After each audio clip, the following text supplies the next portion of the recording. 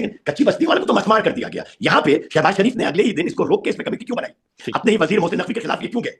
आपके ख्याल में शहबाज शरीफ में इतनी है कि वो मोहसिन नकवी जो फेवरेट हैं उनके खिलाफ जाए? इसलिए कि इनके ऊपर इतना बड़ा प्रेशर आया होगा एम्बेसीज का। मैंने सुना है अफसार आलम साहब कह रहे थे कि 4 डिमार्शेज मिले हैं पाकिस्तान को। डिमार्शेज वो होते हैं कि जो एम्बेसी आपकी हुकूमत को, आपके एम्बेसडर को बुलाकर, या आप अगर वो एम्बेसी यहाँ है तो आपके फॉरेन ऑफिस को भेजती है, क्योंकि उनके लोग वहां रह रहे थे।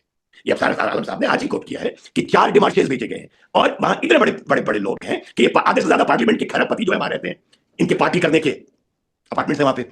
ओके, एक लैंड क्रूजर आती थी तो पीछे 30 गार्डों से भरे वीगो के डाले आते, जो मैंने रात को अपनी आंखों से देखे हैं।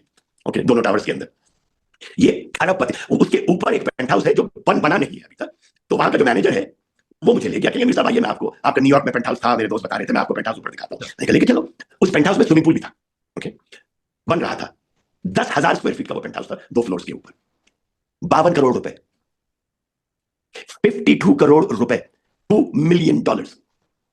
भाई, आपके पास कितना हराम का पैसा हो कि आप एक मनहूस सी बिल्डिंग में जिसके अंदर कुछ नहीं है, साले वहां पे भूख लगती थी तो मैं अपने ड्राइवर आलम को भेजता था, बेटा जाकर कुछ लेकर आना खाने के लिए, क्योंकि वहां पर फूड पांडा डिलीवर तक नहीं करता, पिज्जा हट डिलीवर तक नहीं करता। उसके अंदर के हालात तो मैं आपको ऐसे बताता हूं, कोई है ना, जिम है ना, स्विमिंग पूल है ना, कुछ है, वहां सिर्फ ये है, इस one constitution Avenue. What the hell cares यार?